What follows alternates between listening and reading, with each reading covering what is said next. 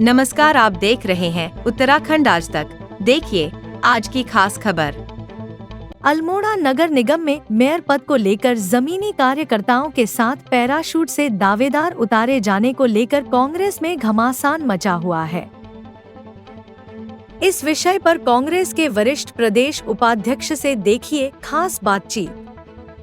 निकाय चुनाव का बिगुल बज चुका है और अल्मोड़े में जो सीट है महिला हो गई है।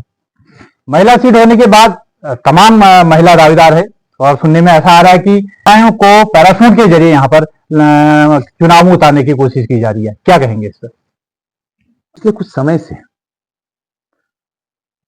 समय के साथ परिवर्तन का जो दौर है, परिवर्तन की बयार बह रही है, उसमें हमारी पार्टी अब अछूती नहीं रही।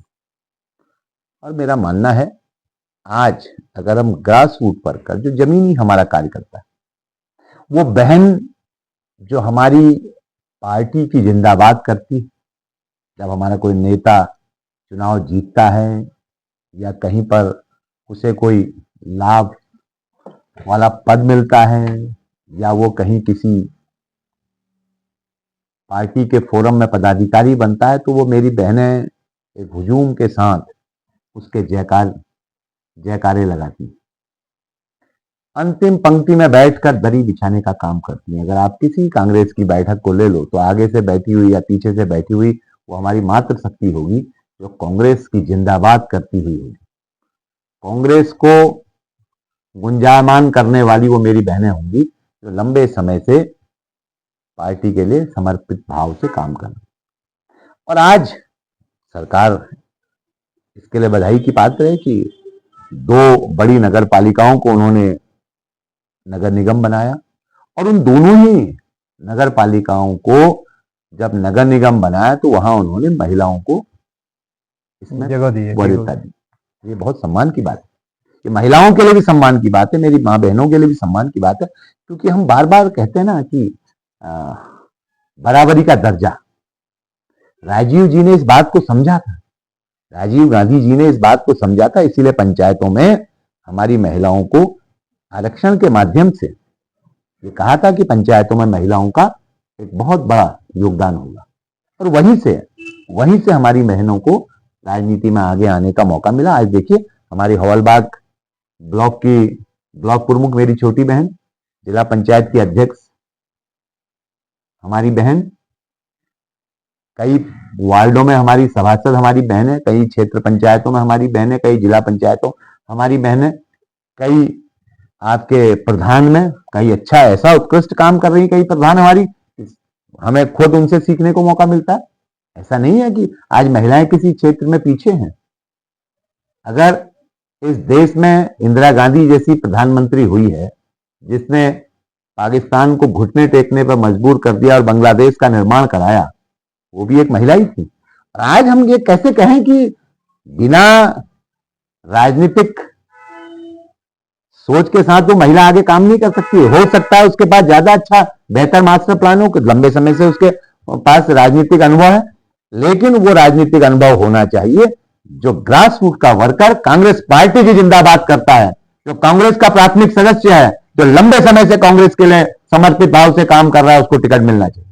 कोई पैराशूट का अगर कैंडिडेट आता है तो वो फिर एक पार्टी के कार्यकर्ता के साथ अहित होगा और ऐसी परिस्थितियों में फिर हम भी पैराशूट के कैंडिडेट को उतारने के लिए बाध्य हैं।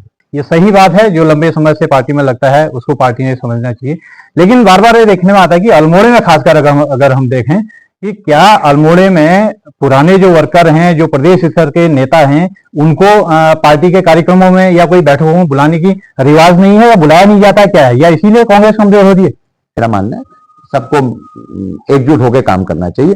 लेकिन मैं बार बार इस बात को पुख्ता तौर पर जोर देके कहना चाहता हूं, ये पार्टी संगठन के सभी लोगों की जिम्मेदारी है कि सबको संगठित करें, सबको एका करें, और अगर पार्टी के प्रत्याशी को जिताना है तो सबको संगठित होकर उस पार्टी के कार्यकर्ता के साथ खड़ा होना चाहिए जो हमारी पार्टी की जिंदाबाद करता है, जो पार्टी का प्राथमिक सदस्य है।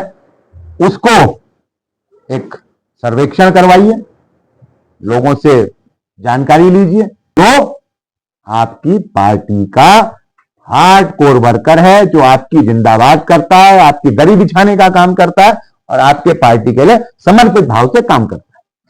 सुनने में ये भी आ रहा है कि दावेदारों के साथ ठीक है, जो लगातार पार्टी में है दावेदार करते हैं, ये उनका अधिकार भी है, ठीक है, लेकिन कुछ अभी बैकग्राउंड से ये सुनने में आ रहा है कि कुछ ऐसी महिलाएं हैं जो आज तक पार्टी में कभी आई नहीं, वो सीधे चुनाव में मेयर के पद के लिए उतारने की कोशिश की जा रही है। तो ऐसे में आपका क्या कहना है?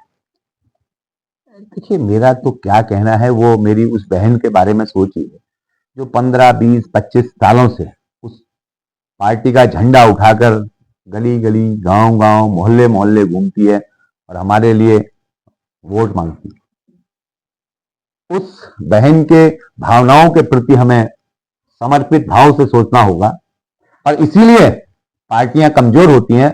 हम वंशवाद को, व्यक्तिवाद को जब अपने ऊपर हावी होने देते हैं, आज पार्टी महत्वपूर्ण न होकर व्यक्ति महत्वपूर्ण हो जाते हैं और हम एक ही व्यक्ति की और देखने लगते हैं, तो संगठन अपने आप में कमजोर हो जाता है। मेरा तो मानना है सब भाई, किसी युवा को जब सामान्य सीट हो रही थी, मुझसे आपने भी कई बार पूछा था, कई पत्रकार मित्रों ने और कई हमारे साथियों ने पूछा था कि क्या आप इस चुनाव में अगर मेयर की सामान्य सीट होती है आपकी भागीदारी रहेगी? तो मैंने उसमें साफ तौर पर कहा था किसी युवा साथी को मौका मिलना चाहिए। मैं आज भी कह रहा हूं, बहुत जोर से कह रहा हूं और इस बात को पूरी ताकत के साथ कह रहा हूं कि आज भी हमारे पार्टी के उस निष्ठावान मेरी बहन को टिकट मिलना चाहिए जो लंबे समय से पार्टी की सेवाएं करती। और अगर आप पैरासूट से किसी को लाएंगे तो अब भैया हम भी उस पैरासूट को बांध के तैयार बैठे हैं।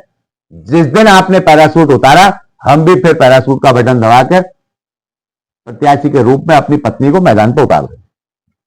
और फिर क्योंकि जब आप इस बात को पार्टी अगर नहीं समझेगी कि मेरा कार्यकर्ता कौन है, मेरे कार्यकर्ता को किस तरीके से मुझे आगे लाना है, तो कैसे कार्यकर्ता पार्टी के साथ खड़ा हो पाएगा? वो कौन कार्यकर्ता पार्टी के साथ खड़ा हो पाएगा अगर आप एक ही व्यक्तियों को बार बार अगर ऐसे लोगों को मौका देंगे जो दूसरे को मौका ही नहीं मिल पाएगा, तो फिर कहां पार्टी खड़ी हो पाएगी? किसी को कोई उम्मीद ही नहीं दिखेगी। अगर सब जब आगे अंधेरा ही अंधेरा होता है तो फिर आदमी डुबाने का काम करता है। ऐसी स्थितियों में फिर पार्टी डूबेगी। इसलिए ये सोच समझ के निर्णय लेना होगा पार्टी को कि कौन बेहतर है, कौन जीत सकता है। पूरा सर्वे की जाए, लोगों से राय मशवरा किया जाए, लोगों की जानकारी और सर्वसम्मति से एक पार्टी के कार्यकर्ता को सबको बैठा के इस बात को तय किया जाए कि हम इस पार्टी के कार्यकर्ता को वरिष्ठता के आधार पर या जो भी योग्यता के आधार पर हम इसको टिकट देने की सोच रहे हैं और सब लोग उसका साथ देंगे। माननीय हरीश रावत जी से भी बात हुई, माननीय करण महाराज जी जो प्रदेश अध्यक्ष हैं उनसे भी, अभी उनके पास कोई नाम फाइनल होकर नहीं गया है। ये कहना अतिशयोक्ति होगी कि इसका नाम भेज दिया, उसका नाम भेज दिया, अभी कोई नाम नहीं गया है।